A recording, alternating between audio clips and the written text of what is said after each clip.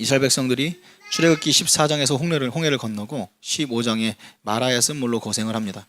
천신만 곳 끝에 엘림이라는 곳에 이르게 됩니다. 여러분, 엘림이 어떤 의미냐면 엘림은 잘 쉴 수 있는 오아시스입니다. 오아시스. 엘림은 말하자면 리조트입니다. 열심히 일하는 당신 떠나라. 그 사람들이 우리가 쉼의 장소, 그러니까 이스라엘 백성들이 지금 광야로 갔다 뛰어나왔잖아요. 여러분, 우리 인생이 광야입니다. 광야. 그러니까 우리의 목표는 가나안이에요. 가나안을 향해서 계속 움직이는 거예요. 그러니까 광야도 떠나야 할 곳이지만 엘림도 떠나야 할 곳입니다. 여러분들, 리조트가 좋다고 리조트에 365일 한번 살아봐요. 거기는 잠깐 있다가 오히려 우리의 삶의 현장보다 더 빨리 떠나와야 하는 곳입니다. 근데 사람들이 광야를 지나가다가 엘림을 갔으니까 얼마나 좋겠어요. 리조트 같으니까. 여기가 좋사오니 이런 마음이 들지 않았겠어요? 그런데 하나님께서 우리에게 주시는 건 뭐냐면 그 엘림도 일정 기간 있다가 떠나야 된다는 것입니다. 1절 보겠습니다. 이스라엘 자손의 온 회중이 엘림에서 떠나 그 엘림과 시내산 사나이에 있는 심관향에 이르니 애굽에서 나온 후 둘째 달 15일이라. 자, 이렇게 계산을 해보면 애굽에서 떠난 지 한 14일 됐습니다. 그때 그 6월절이라고 하는데 단 하루가 한 달 하루가 됐어요. 그러니까 홍해를 건너고 마라에서 한 일주일 정도 시간이 되었고 추정컨대 엘림에서 한 3주 정도 있었던 것 같습니다. 그러니까 한 달 만에 하나님이 안주하지 말고 떠나라고 하시는 거예요. 쉼이라는 게 어떤 사람에게는 충전을 주지만 어떤 사람에게는 오히려 그 쉼이 방전이 되는 경우도 있어요. 쉼의 길이, 이 타이밍이 너무나도 중요한데 어떤 사람들은 쉬다가 아예 퍼져버리는 경우도 있어요. 사역도 너무 오래 쉬는 사람이 있습니다. 그 사람들이 열심히 막 지치도록 사역한 사람들은 어느 날 그래요. 목사님한테 가서 목사님 제가 1년만 쉬겠습니다. 되게 긴 케이스고 잠깐만 이번 턴만 제가 쉬겠습니다 이렇게 얘기하는데 보통 그런 경우 그 모든 교회마다 거의 통계적으로 나타나는 거지 뭐냐면 다시는 못 돌아와요. 다시는 못 돌아오고 예배도 마찬가지입니다. 쉬겠다고 하더니 영원히 안 돌아오는 사람들이 많습니다. 중요한 것은 일을 하고 난 후에 쉬어야 충전이 있는 거고 그리고 쉼의 능력이라는 게 참 중요합니다. 권투가 예전에는 12회까지 했는데 지금 지금 한 12회로 좀 줄어든 것 같고 예전에 한 15회까지 했던 것 같아요.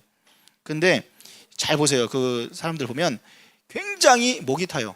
그러니까 보통 1, 2회에서 KO로 갖다 끝내지 못하면 나중에 가면 양쪽 선수가 다 지칩니다. 그래가지고 막 탈수가 일어나고 그때 막 후반에 가면 막 기진맥진 해가지고 막 그때는 막 거의 인내심 싸움인데 그때 코치가 물 마시라고 물 주는 선수 물 주고잖아요. 그러면 그때 물 마시는 선수는 다 KO 당합니다. 그래서 보통 어떻게 하냐면 여러분들 보셔도 알겠지만 입만 헹구고 뱉어요. 목이 타는데 왜 물을 안 마시고 뱉어내나? 물을 마시면 주저앉게 되기 때문에 그렇습니다. 그래서 하루에 2가지를 못하는 사람, 집에 가서 들어가 앉으면 아예 못 나오는 유형이잖아요. 쉼에는 리듬이라는 게 필요합니다. 그래서 일을 잘 아는 사람이 쉴 줄도 잘 알아요. 그래서 6일 동안 일하고 7일째 쉬는 이 패턴이 가장 자연스럽습니다. 하나님은 기가 막힌 코치시에요. 그래서 우리의 인생의 패턴 가운데 6일 일하고 7일째 쉬라고 하는 것들을 하나님께서 이 인간의 리듬 안에다 주셨는데 나중에 예전에 우리가 실험을 했잖아요. 우리가 소련이나 이런 데서 공산권에서 국가적인 제도로서 10일짜리로 9일이라고 일을 쉬게끔 해봤고 다 해봤어요. 근데 오히려 어떤 이론을 가지고 더 나을 거라고 생각했던 여러 가지 시도들이 다 실패했잖아요. 그래서 하나님의 최고의 코치시기 때문에 엘림에서도 하나님이 여기서 이 이상 쉬면 안 된다라고 다시 무장하고 광야로 내모르셨습니다. 하나님이 이끌어 주십니다. 여러분 잘 쉬려면 6일 동안 가슴 벅찬 일을 하셔야 됩니다. 그래야 여러분 7일째가 진짜 쉼이 될 수 있어요. 이것이 지혜입니다. 확대 해석하면 뭐냐면 뭐든지 여러분 과잉이 문제입니다. 과잉. 과자가 들어가가지고 우리 과자가 들어가서 좋은 말이 뭐가 있어요? 한번 따져보세요. 너무 일을 많이 하면 뭐라 그래요? 과로라고 하죠. 뭐 많이 먹으면 과식, 과음, 과열. 아무튼 과잉은 문제가 많습니다. 잉자라고 하는 게 남는다는 뜻이잖아요. 여러분들이 굉장히 넉넉해서 많이 남기면 되게 좋잖아요. 그죠? 근데 과잉이 왜 문제예요? 과잉이 돼가지고 어떤 사람이 노는 게 너무 좋다고 밤새도록 놀았어요. 그러면 그 다음날 일을 못하죠. 적절함이 여러분 축복입니다. 그래서 리듬이 중요한데 리듬이 깨지지 않는 그런 지혜를 여러분 받으시기를 축복합니다. 하나님이 광야에서 지침을 주시는입니다. 이렇게 살라고. 여러분 이 3가지 지침을 잊어버리지 않길 바랍니다. 우리의 인생이 광야예요. 어떤 사람들은 광야는 뭐 고난이라고도 표현하니까 나는 고난이 안 왔으면 좋겠다고 생각하지만 세상에 그런 인생은 한 명도 없어요.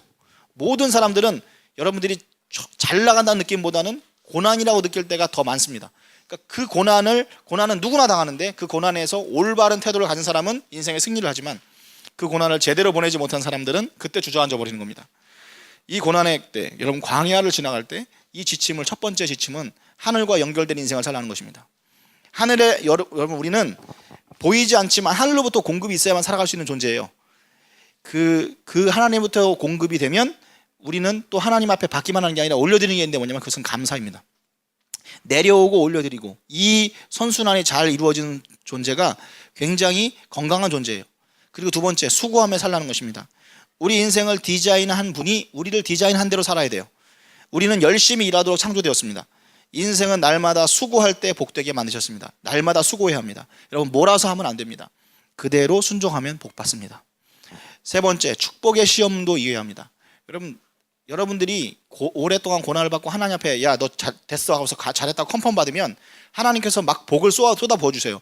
여러분 우리 인생 가운데 99%가 왜 다 모든 사람들이 다 물질을 바라지만 물질을 안 주시는 줄 알아요? 저는 그걸 확실하게 알았어요. 그 자기가 바라는 만큼의 그 물질이 결코 그 사람에게 유익이 되지 않는다는 걸 하나님께서 너무나도 누구보다 잘 아시기 때문에 적절하게 완급을 조절해 주시는 거예요. 잘 생각해 보세요. 아브라함이라든가 다윗이라든가 이렇게 물질이나 권세들이 그에게 무한대로 주어져도 그들에게 아무런 해악이 되지 않은 사람들한테 하나님 마음 묶어 주셨습니다. 근데 저는 저 자신도 훈련 많이 받았지만 아브라함도 아니고 다윗도 아니라고 생각합니다. 그러니까 안 주시는 게 맞는 거예요. 근데 정말로 그것들을 가지고 아무리 줘도 하나님 앞에 영광만 돌리지, 그 더 가진 힘 가지고 하나님께 영광만 돌리지 절대 그 힘에 취해가지고 무너지지 않은 사람한테는 하나님이 안 주실 리가 없어요. 근데 대부분의 사람들에게는 그것이 결코 좋은 것이 아니기 때문에 아직 훈련이 덜 끝났기 때문에 안 주시는 게 적당한 거예요. 왜냐하면 그걸 안 주셔야 복이니까. 많은 사람들에게 과잉이라고 하는 거 있잖아요. 축복, 나중에 우리가 고난의 시험들은 잘 이겨내요. 종종. 그 막 고난의 시험 당할 때는 막 기도도 하고 그래요. 문제는 뭐냐면 하나님의 축복의 시험을 주셨을 때도 그때도 기도할 수 있나? 그때도 그 고난 당할 때만큼 정신이 깨어서 하나님 앞에 붙들고 있을 수 있나? 그리고 흔들리지 않고 여전히 신앙생활 하면서 그것을 선하게 쓸 수 있나? 세상에 거의 그런 사람들 없어요. 존재하지 않습니다. 그러니까 여러분들이 다윗이라든가 엘리야라든가 몇몇 안 되는 그 엄청난 신앙의 사람일 거라고는 계산을 가지고 사지 마시고 오히려 99%의 연약한 사람일 거에 일 가능성이 있는 걸 놓고 겸손하게 신앙생활 하시기 바랍니다. 여러분들에게 고난도 시험이지만 축복도 시험이라는 걸 꼭 기억하시기 바랍니다. 첫 번째, 여러분 하늘과 연결된 인생을 살기 원합니다. 하늘로부터 우리는 공급받는 인생을 사는데 그때마다 적절한 감사를 올리시기 바랍니다. 4절 보겠습니다. 그때 여호와께서 모세에게 이르시되 보라 내가 너희를 위하여 하늘에서 양식을 비같이 내리리니 백성이 나가서 일용할 것을 날마다 거둘 것이라. 이같이 하여 그들이 내 율법을 준행하나 아니하나 내가 시험하리라. 하늘에 떡을 주십니다. 범죄하고 난 이후에 인간이 수고해야만 먹을 수 있도록 하나님께서 그렇게 만드셨거든요. 근데 모든 것을 먹을 것은 다 어디서 납니까? 다 땅에서 납니다. 땅에서. 그런데 하나님이 은혜로 하늘에서부터 양식을 부어주세요.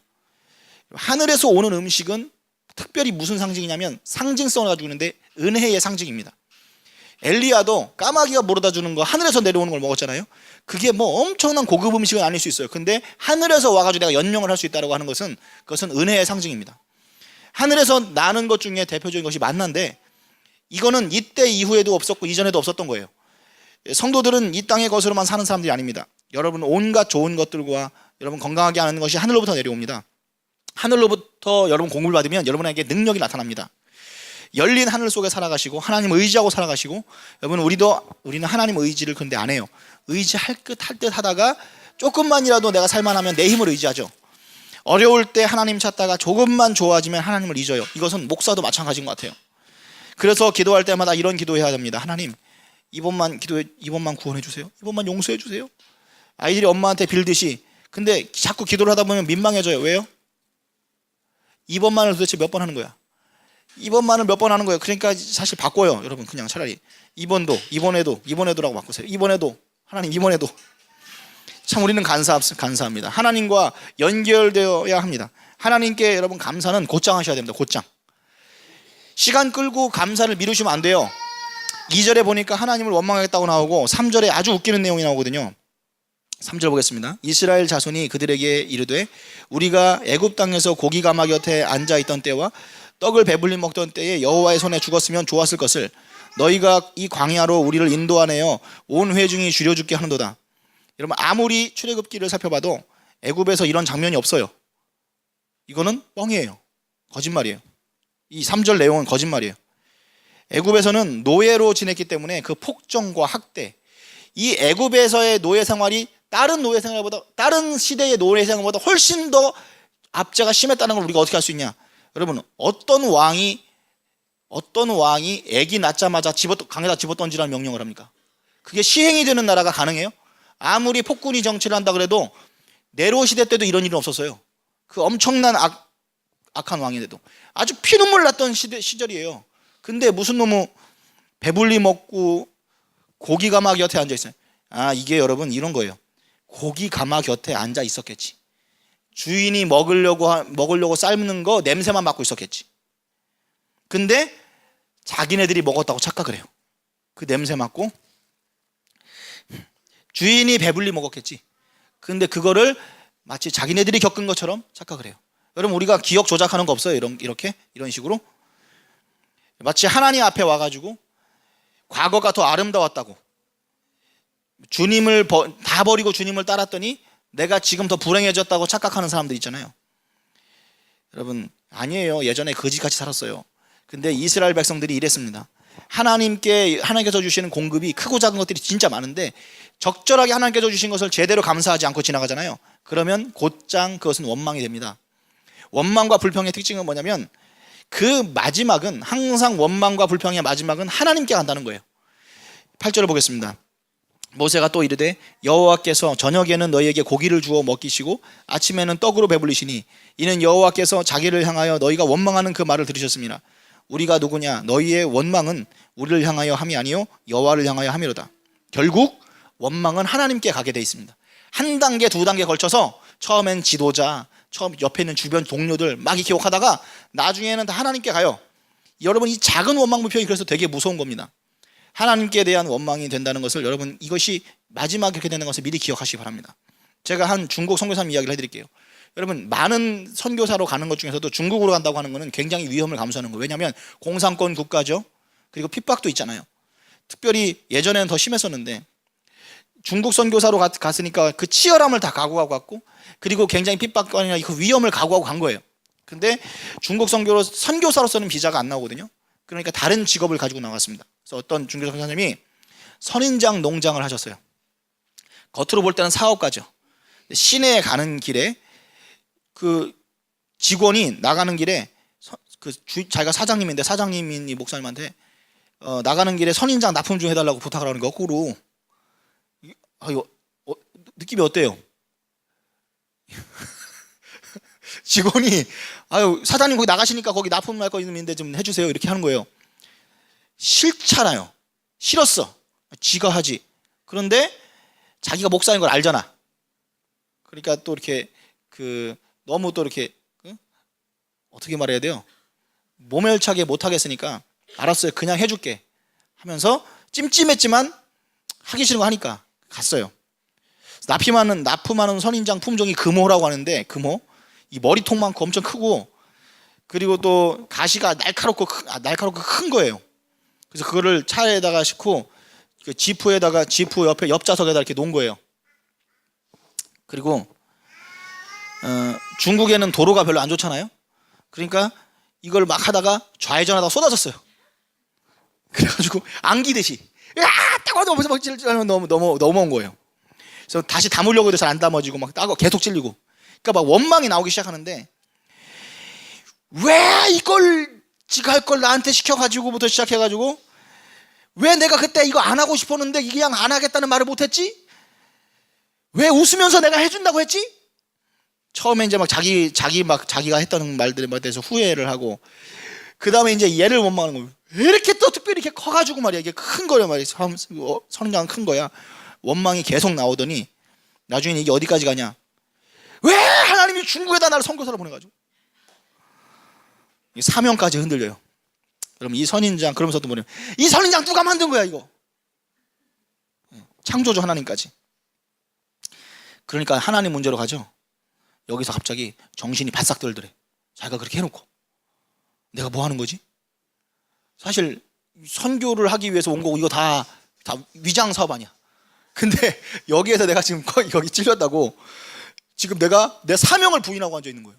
그 어렵다고 하는 중국의 선교사를 와가지고 뭐든지 내가 감옥에도 들어가고 목숨도 할던 그 각오했던 사람이 여대 선인장에 찔렸다고 원망이 하나님까지 올라가고 사명까지 부인하게 돼요. 그러고 나서 가만히 생각을 해보니까 다 자기 잘못이에요. 자기가 운전을 중국 도로 사정 안 좋은 거 알았으면 천천히 하면 되잖아. 천천히 해가지고 쏟아지지 않게 하면 되는데 보통 여러분 마음이 기분 안 좋을 때는 막 운전 막 험하게 하게 되죠. 저는 뭐 제가 기억이 나요. 네. 제가 굉장히 예전에 그 화가 나가지고 막 분노를 해가지고 막 속도도 막 빨려고 하는데 그 뒤에 주차를 하려고 그러는데요. 남의 차 본네트에다가 주차를 했어요. 그러니까 뒤를 딱 봤는데요. 그냥 빈자리 있다고 생각하고 했는데 흥분된 마음에 그냥 주차를 해버렸는데 남의 차 본네트 위에다가 주차를 했어요. 그러니까 착각을 한 거죠. 흥분하니까 그렇게 되더라고요. 그리고 또 그래요. 이거 쏟아진다는 거 몰라요? 배달 한두 번 해봐요? 그러면은 잘 묶어놓든지 더 안전하게 묶어놓든지 결국은 자기가 실수해가지고 한 건데 원망을 하기 시작하니까 나중에는 자기 소명에 대한 부르심에 대한까지 부인까지 가게 되는 거예요. 하나님까지 원망해버리고. 하나님 원망하는 사람들을 보면 처음부터 하나님 원망했던 거 아니에요. 처음에는 지극히 작은 것에서부터 출발했어요. 틀림없이. 나를 뭐 이런 가정에 태어나게 만들었냐니부터 해서 작은 것 하나가 막 표현이 점점점 커져요. 여러분 누구나 기분 나쁘면 별 생각 다 합니다. 앞차만 막 끼어들어도 기분 나쁠 때 앞차가 뛰어들어도 어떤 기분 다 뒤집어 버리고 싶죠. 그냥 막 죽여버리고 싶잖아요. 근데 여러분 정말 여러분에게 축복이 뭔 줄 알아요? 여러분이 죽이고 싶어도 별 죽일 수 있는 능력이 없다는 거예요. 여러분 죽이고 싶은데 죽일 수 있는 능력과 권세가 있었으면 여러분 죽였어요. 그럼 여러분 살인자 되는 거예요. 세상에 많은 사람들이 누구나 불만들은 다 마음속에 있어요. 여러분들 죽여버리고 싶다는 생각 한 번도 안 하고 산 사람 있어요? 다 있죠. 근데 죽였어요, 안 죽였어요? 여러분이 그 마음 가운데 죽이고 싶은 것은 다 똑같이 있었는데 그걸 죽인 사람은 감옥 가는 거고요.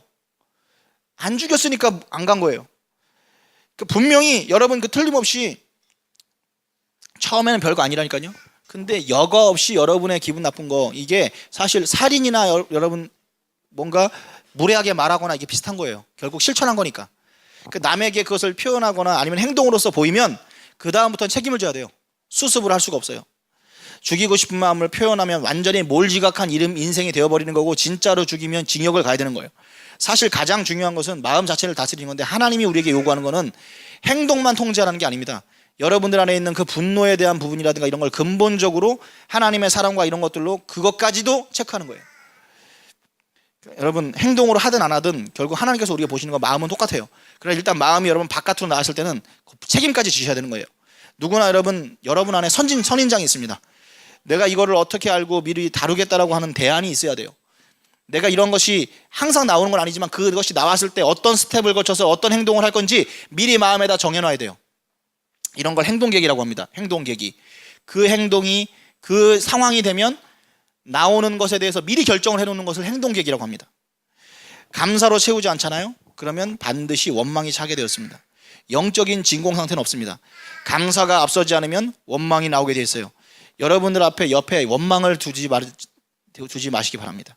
여러분 이거를 아무리 여러분이 잘 관리해도 원망을 옆에다 두면 언젠가는 그것이 여러분을 찌르게 돼 있어요. 감사로 채우시고 감사로 여러분 인생을 꽉꽉 채우시기 바랍니다. 원망하지 않는 것은 여러분 결심으로 되는 것이 아닙니다. 결심한다고 원망이 된 게 아니라 감사의 자리와 원망의 자리는 동일한 자리예요. 여러분의 마음 안에 감사의 자리는 감사 아니면 원망 둘 중에 하나로만 채워줄 수 있습니다. 하나를 채우면 다른 걸 못 채워요. 그러니까 여러분 비어져 있는 그 자리에 그 감사로 채워야 될 자리에 빨리 감사로 채워놓으면 원망이 못 들어오지만 원망으로 채워놓으면 감사도 못 들어와요. 그래서 감사하지 못하는 이유가 뭐예요? 수단이 인생을 결정짓도록 만들어 놓기 때문에 그렇습니다. 돈이 있으면 뭘 하겠다. 그거 다 수단입니다. 수단이 여러분의 인생을 결정짓지 못하게 하십시오. 목적이 바르면 수단은 하나님께서 다 채워주셔요. 목적이 있으면 됩니다. 종종 여러분 외국에 남아 사시는 분들이 있어요. 처음에 다 유학 간다고 가가지고 진짜 많습니다. 제가 아는 분들도 많고. 근데 저렇게 남아있을 이유가 없는데 왜 저렇게 사나? 그러면은 제 눈에 그렇게 보여요. 그런 분이 있어요. 그러면 귀국도 안 하고 시간 낭비하고 있어요. 평생 못 돌아와요. 왜 거기 사냐? 이렇게 하면은 그 사람들이 뭐라고 얘기하면 이렇게 얘기합니다. 애들이 공부를 잘해서 거기 산대요. 그러면 물어봅니다. 그래서 뭐? 애들이 공부 잘하는 거하고 거기 남아있는 게 뭔 상관이에요? 이상한 생각이에요. 애들이 공부를 잘하면 공부를 시켜야 된다고 생각을 해요. 여러분, 공부를 잘하는 거는 공부를 잘하는 것 뿐이에요. 공부를 잘하는데 왜 가족들이 헤어져 살아야 돼요? 거기서 잘하는 아이가 한국 오면 못하겠어요? 오히려 거기서 잘하는 거 가지고서 거기서 살 거 아니잖아요. 그럼 한국에서 돌아와서 할 거면 한국에서 잘하는 것 패턴대로 배워야만 한국에서 경쟁력 있게 될 거 아니에요? 여러분, 한국 와서 공부를 잘해야 한국에서 성공하죠. 얘가 막 축구를 잘한다고 해서 축구를 잘하도록 그냥 브라질에 놔두고 올 거예요? 여러분, 이 사회에서 공부 잘하는 사람에게 모든 것을 다 줄 용의가 있나요? 그렇지 않아요. 그거 아니라고 막 기리기리 뜁니다. 뭐 어디서 공부 잘한다고 갑질하냐고 그래요, 사람들이. 그런데 왜 우리는 그렇다고 믿고 있죠? 공부 잘하는 게 왜 제일인 것처럼 믿고 있어요? 공부 잘하면 여러분 취업의 가능성이 약간 높아질 뿐이에요. 그것도 가능성이 높아지는 거지 보장되는 건 아니에요.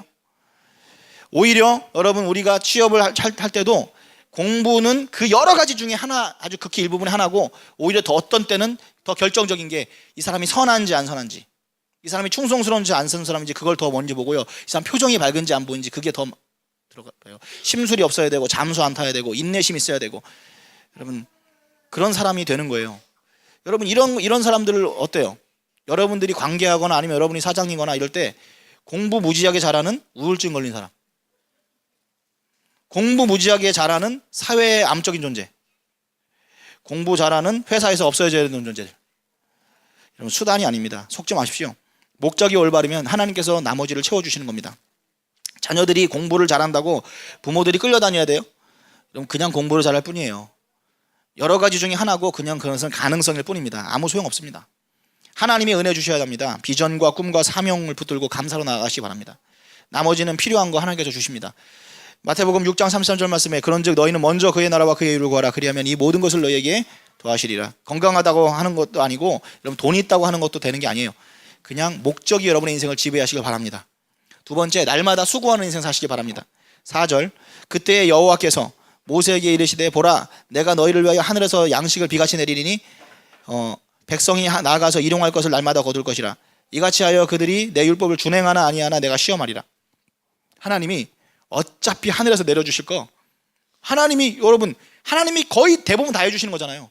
하나님이 주는 김에 어차피 거의 완전히 그냥 통째로 99% 주시는 셈인데 그냥 공짜로 주시는 김에 하나님이 자동으로 주시면 얼마나 좋아.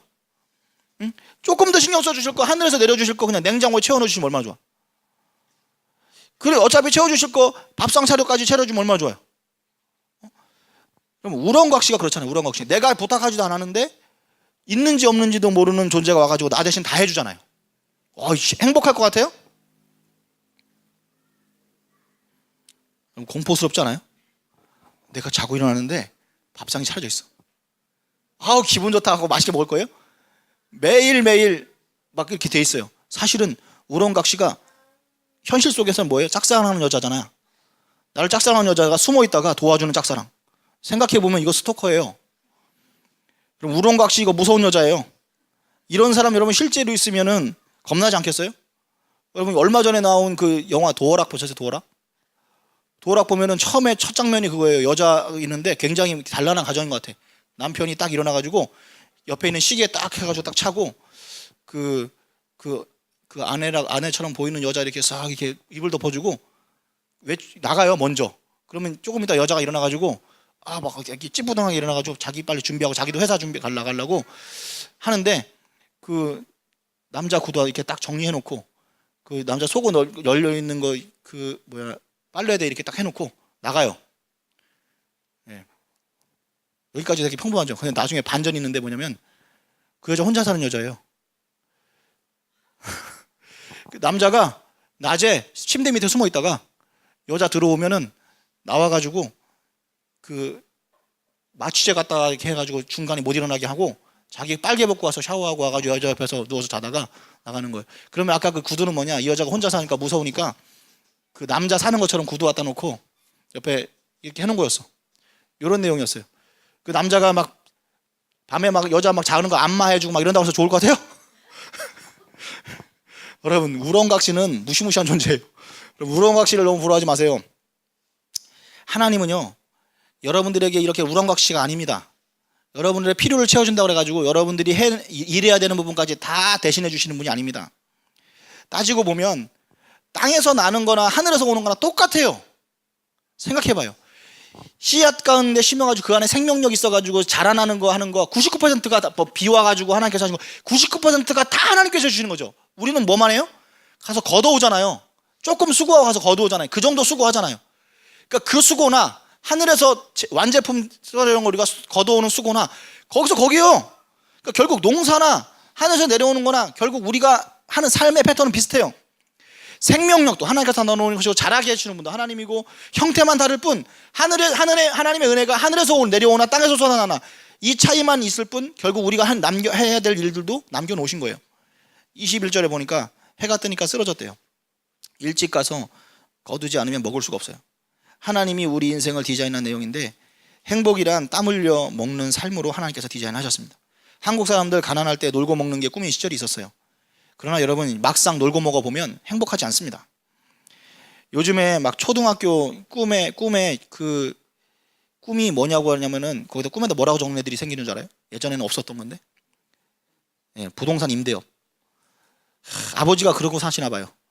근데 여러분 부동산 임대업도 쉽지 않습니다. 그것도 떼먹는 사람이 있고요. 세금 제대로 안 내면 폭탄 맞고 여러분 부동산 임대업이 마냥 땅 짓고 훔치기가 아니에요. 나중에 건물 안 팔려가지고 골치 아프고요.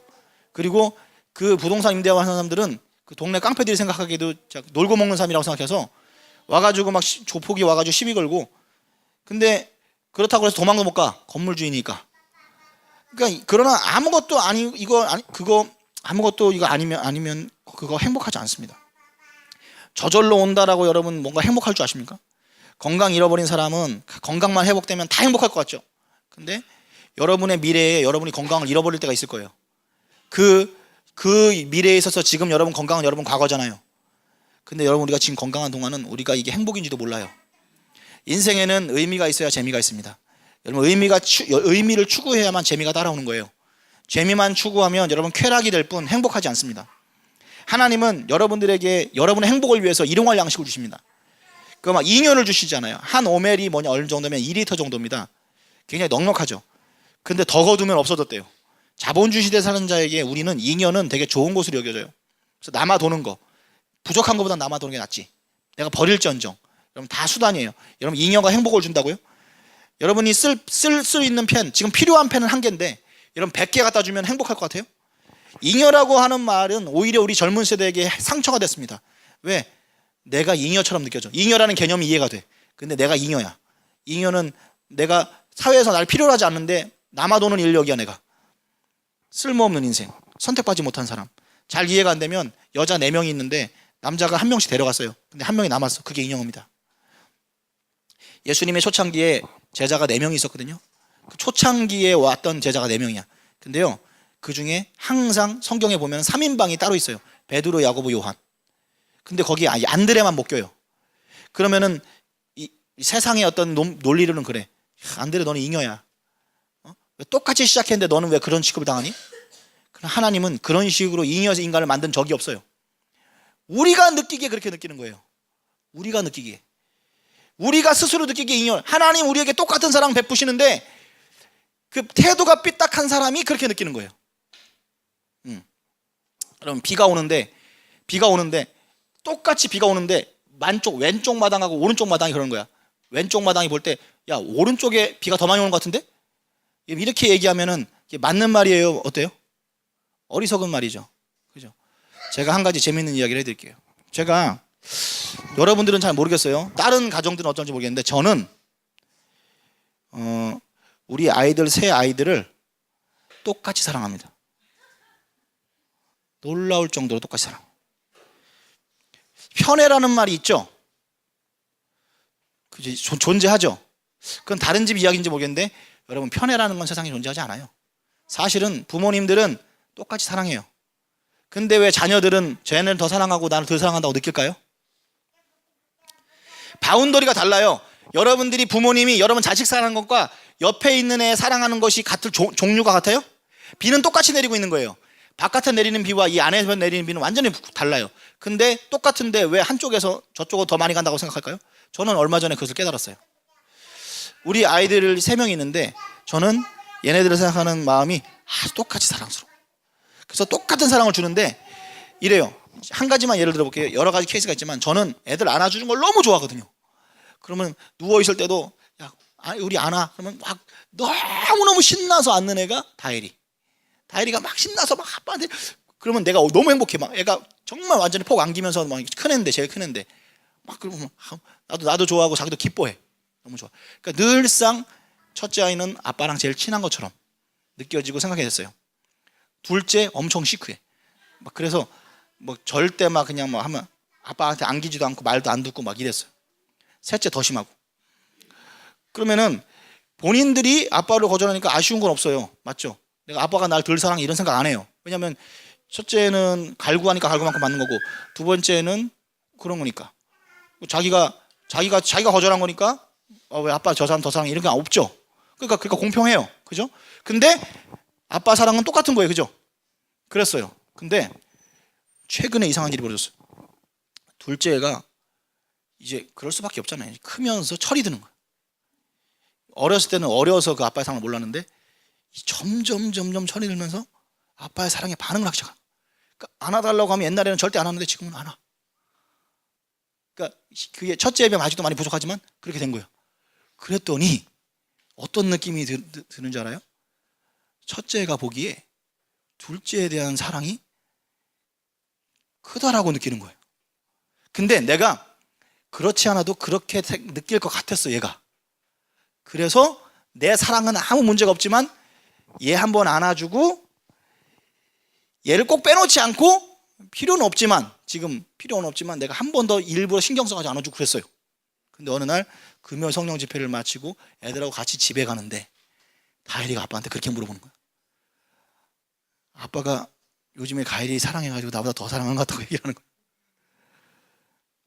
여러분, 비가 왼쪽 마당하고 오른쪽 마당하고 틀리게 내리는 게 아니에요. 똑같이 내리는데 문제는 뭐냐? 그릇이 어떤 각도로 있느냐에 달라요. 완전히 하늘을 보고 있는 그릇은 금세 가득 차버리지만 이걸 뒤집어 놓으면 그 똑같은 은혜가 내려도 한 방울도 안 고이고 요렇게 눕혀져 있으면 고일 수 있는 양이 정해져 있는 거예요. 하나님께서 여러분들에게 똑같은 은혜와 사랑을 주고 계시는데 왜 우리가 다르다고 느껴요? 다른 건 여러분이에요. 여러분들이 하나님의 은혜를 완전히 받을 수 있는 모두가 돼봐요. 그러면 여러분이 풍성해지고 그래요. 그러니까 첫 번째 아이가 느끼는 어떤 그런 것은 뭐냐면 자기는 다 받고 있었는데 다른 사람이 상대적으로 덜 받고 있었다가 더 받게 된 것에 대해서 그렇게 느꼈을 뿐이에요. 그리고 우리는 또 그런 사람도 있어요. 목사님 왜 그 밖에 있는 성도들하고 우리 성도들하고 똑같이 사랑해서요? 기분 나빠요. 이런 사람들이 있어요. 근데요, 아니에요. 틀려요. 우리 성도들을 바깥에 있는 성도보다 훨씬 더 사랑합니다. 거의 똑같이 사랑한다고 느끼는 그것도 그 느낌 맞추는데, 근데 어떤 경우가 있냐면 안에 있는데 뒤집혀 있고 덜 내리고 있는데 바깥에 덜 내리고 있는데 완전히 엎혀져 있잖아요. 그러면 결과적으로 바깥에 있는 사람이 훨씬 더 차보일 수 있는 거예요. 결국은 어디에 달려 있냐? 여러분 그릇의 각도에 달려 있는 것입니다. 여러분 하나님의 은혜는 여러분에게 그 정말 어쩌면 다윗이나 엘리야한테 주는 사랑만큼 엄청난 사랑을 여러분에게 주고 계십니다. 여러분이 받을 그릇이 되어야 되고 여러분의 각도가 중요한 것입니다. 이건 틀림없는 것 같아요. 제가 봐도 하나님을 찬양하기 위해서 여러분 태어난 존재로서 각자 자기 모습, 여러분 언제 행복하냐? 여러분 하나님을 찬양하도록 태어났기 때문에 하나님을 찬양하는 걸 제대로 수행하면 여러분에게 그 엄청난 기쁨과 행복이 고이게 돼 있어요. 하나님을 찬양하는 절대 다른 삶을 가지고 있어요. 여러분 인연은 아니에요. 여러분들의 악기 자체가, 여러분의 찬양하는 소리 자체가 옆 사람하고 완전히 틀리기 때문에 여러분들은 독특한 여러분의 고유한 소리로 다른 사람이 하나님께 드릴 수 없는 찬양을 드릴 수 있도록 만들어졌어요. 인연은 과거에는 힘인 줄 알았습니다. 사회의 원동력인 줄 알았어요. 아닙니다. 인연은 힘이 되지 않습니다.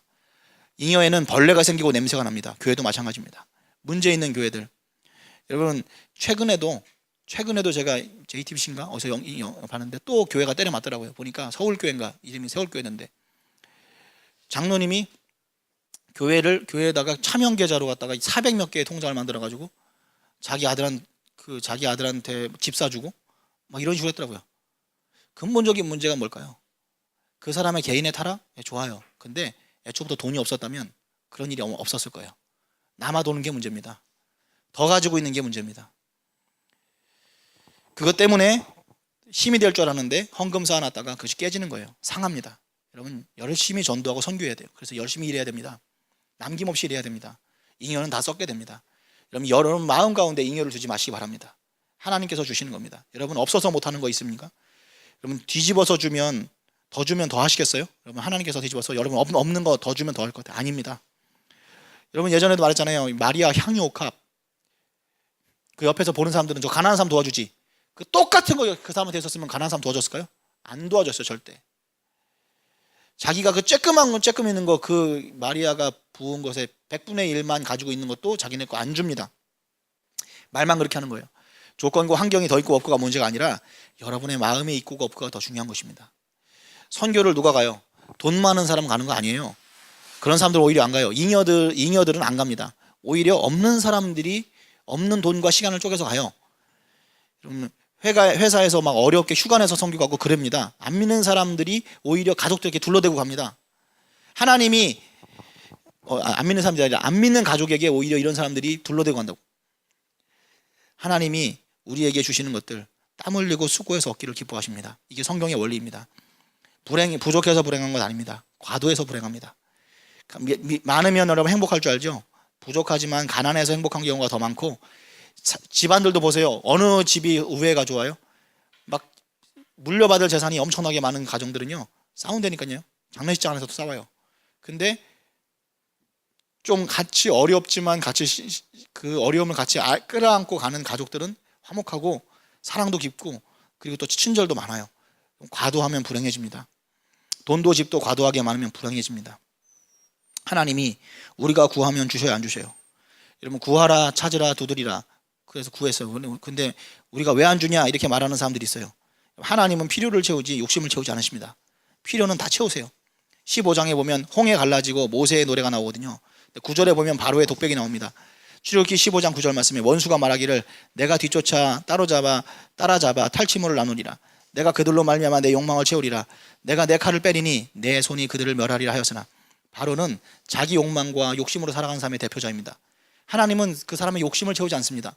하나님은 필요를 채우십니다. 하나님의 선하심을 믿고 채우실 때, 필요를 채우실 때 여러분 지금 그것은 뭐냐? 여러분께 지금 영광을 돌리는 거예요. 들의 백합화는 수많은 주변에 여러분들 하나님께서 주시는 샘플들 가운데 증거 1278호일 뿐입니다. 지금 옷을 벗고 있는 사람도 없고 여러분 굶어서 뼈만 남은 사람도 없어요. 너무 먹어서 우리가 다이어트 한다는 말을 하죠. 결혼이 안 되는 사람들, 여러분 남자가 없다고요? 여자가 없다고요? 지천에 널렸습니다. 인생의 반이 남자 여자예요. 어차피 여러분 욕심 많아가지고 인기가 많아가지고 100명이 그 남자를 좋아한다고 해서 그 남자가 100명하고 결혼할 수 있는 게 아니에요. 어차피 그 중에서 하나만 잡고 나머지는 다른 사람을 위한 선택지로 가게 돼 있습니다. 결국 욕심이 문제죠. 다 차지하려고 하는 거. 내가 좋아하는 사람들 다 찾으려고 할 때 그게 문제가 되는 거죠. 이미 내게 한 여자가 있는데 결혼을 더 하고 더 얻으려고 하니까 문제를 만드는 것입니다. 필요는 멀리 있지 않습니다. 13절 저녁에는 메추라기가 와서 진에 덮이고 아침에는 이슬이 진주에 더 있더니, 좀 가까이에 있습니다. 만나를 여러분 산 넘고 물 건너서 찾게 만들지 않으셨어요. 바로 옆에 여러분의 눈 닿는 곳에 옆에 있는 사람들. 교회도 여러분 예배도 마찬가지예요. 기도회도 교회 기도회도 많고 그 교회에서 예배도 많은데 정규 예배도 다 안 참석한 사람들이 꼭 무슨 색이에요? 나 기도원 간다 그래. 근데 기도원 가가지고 안 나타나요. 무슨 기도를 하는지 모르겠어요. 이상한 사람들이에요. 특별한 모임에 간다고 정규 모임을 빠지고. 그게 영어 시간에 수학 공부하는 애들이랑 똑같은 거죠. 성격도 여러분 이단에 빠지는 성격이 있어요. 가치 없이 사는 성격이 있어요. 지금 주어진 것에 대한 축복을 감사하지 못하고 바깥에 있는 별미를 동경하는 사람들, 이런 거 로망하잖아요. 왜 이리 고생이 많아요? 아침에 만나주신 것은 뭘 의미합니까? 대개 여러분 밤에는 다 떨어져요. 그러니까 염려가 되죠. 내일 것이 오지 않으면 나는 굶을 텐데. 근데 여러분 기억하십시오. 밤새 하나님은 여러분이 내일 먹을 만나를 준비하고 계십니다.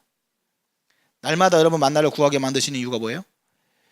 한꺼번에 몰아서 한 달치 미리 때려주면 한 달에 한 번 찾아옵니다. 그런데 하나님이 여러분과 동행하기 원하기 때문에, 여러분들이 그렇게 해야 할 수밖에 없는 존재라는 걸 하나님께서 알고 계시기 때문에 나눠서 주시는 거예요. 우리는 한 달치 한꺼번에 받고 싶죠. 근데 한 달에 한 번만 예배 드리게 될 거예요. 그렇게 되면 연애를 할 때 여러분 만나고 싶으면 어떻게 해요? 일부러 막 흘리고 가죠. 그리고 막 돌려준다고 막 다시 만나고, 그죠? 자꾸 만나고 싶으면 쪼개서 줍니다. 그래서 그 부모님들이 지혜 있게 할 때 어떻게 해요? 용돈을 10번에 나눠주잖아요. 용돈을. 그럼 10번 찾아오거든요. 하나님은 여러분 주실 마음은 언제든지 있으십니다. 동행이 문제입니다. 동행. 여러분 세 번째, 축복의 시험을 이기는 사람들 되시기 바랍니다. 4절, 그때 여호와께서 모세에게 이르시되 보라, 내가 너희를 위하여 하늘에서 양식을 비같이 내리리니 백성이 나가서 일용할 것을 날마다 거둘 것이라. 이같이 하여 그들이 내 율법을 준행하나 아니하나 내가 시험하리라. 축복도 여러분 순종이 필요합니다. 하나님의 말씀의 룰을 지킬 줄 알아야 합니다. 여러분 여섯째 날은 두 배를 거두래요. 5절, 여섯째 날에는 그들이 그 거둔 것을 준비할지니 날마다 거둔 것에 갑절이 되리라. 왜 그렇습니까? 원문을 보면 5절과 22절이 조화를 이루게 하기 위함이에요. 5절만 놓고 보면 여러분 그 원문은 두 배를 거두라는 말이 아니에요. 정상적으로 거두라는 말입니다. 그런데 정상적으로 거두면 두 배가 된다는 표현이에요. 여러분들이 수고를 더하는 게 아니라 여러분은 똑같은 시간 거둬왔는데 두 배가 거칠 거라는 거예요. 무슨 말인지 알겠죠? 하나님을 믿고 쉬어도 하나님께서 여러분들이 똑같이 일했는데 부족하지 않게 만들어 주신다는 거예요. 하나님 믿고 의지하라는 거예요. 그러니까 여러분들이 하나님을 믿는 믿음으로 6일 동안 일하면 하나님 믿지 않고 7일까지 일한 것보다 더 많이 벌게 해준다는 거예요. 6일 동안.